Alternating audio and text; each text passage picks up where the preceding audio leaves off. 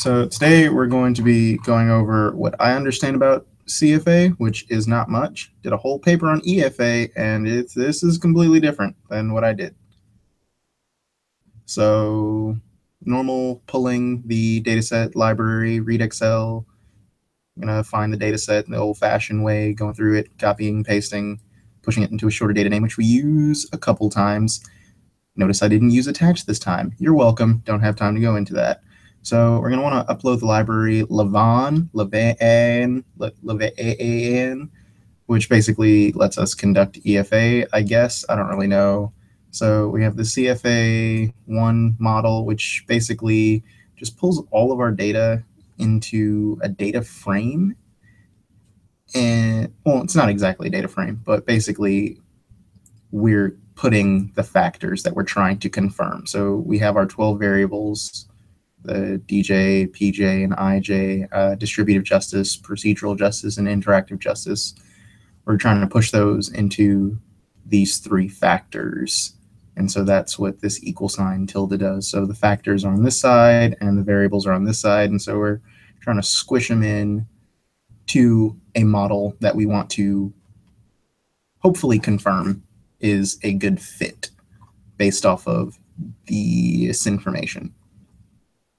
So in order to check that fit, so this is what happens when you run that portion. It gives you your variable information stuff. So you have the, so this is for the overall model. No, is this it? No, it is not. We're going to ignore this because I don't know what this is. Oh, this is just from the CFA model overall. So we want to check the fit statistics and the summary statistics for it. So we do fit into from CFA model, and we choose the data set that we want it from, and then we're going to do summary of the fit, and fit measures equals true. So that gives us this section down here, summary fit measures equals true. And basically what this tells us is whether or not our overall model is a good fit. It'll give us a bunch of different neat little fit index information-y things. So things like the CFI comparative fit index. We will also use the RIMSA. The CFI, we want it to be close to 0.95. And this is, 0.95, and this is from the Hugh and Bentler article. We want the RIMSA to be between 0.99 and 0.061, so that also indicates good fit. And last one is the SURMR, which we want to be between or less than 0.05. So all three of these basically indicate that this model is an acceptable fit. So we pretty much just repeat this 2 more times, one time for the male dichotomous variable and one time for the female dichotomous variable within the group. So we basically see if our model is true, or I'm sorry, we see if these variables fit these factors based on gender as well.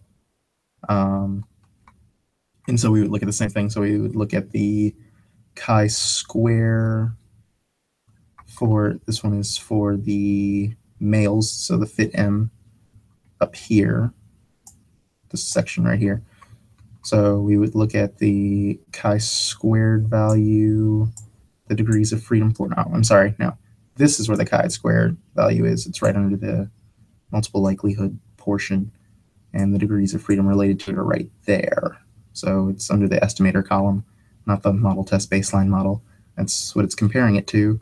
But the SURMR and the RIMSA are in the same spot. So we repeat this a couple more times, and basically in this data set, both the males and females were found to fit the model in an acceptable fashion based on those 3 different cutoff value criteria things.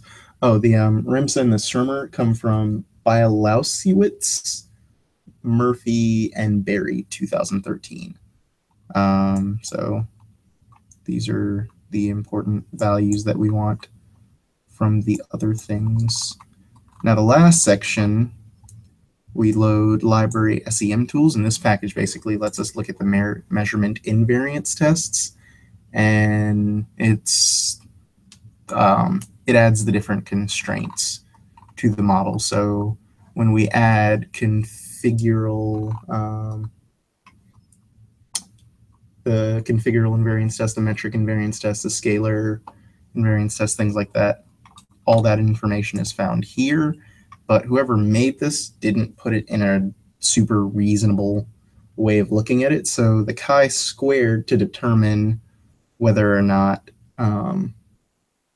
the models are significant fit are over here in this column. The degrees of freedom for each of them are here.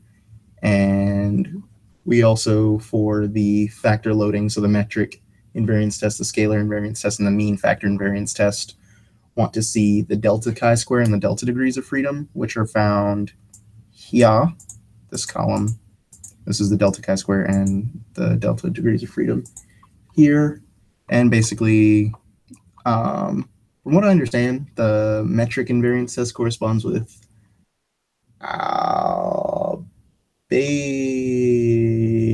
alpha change. No, crap. Beta change. So that's this fit loadings section right here. The fit configural is the configural invariance test, and that corresponds with alpha change. And the intercepts is the scalar invariance test, and that seems to correspond with gamma change. And here are the CFI and the RIMSA data, or values, sorry, for those to determine if those models fit.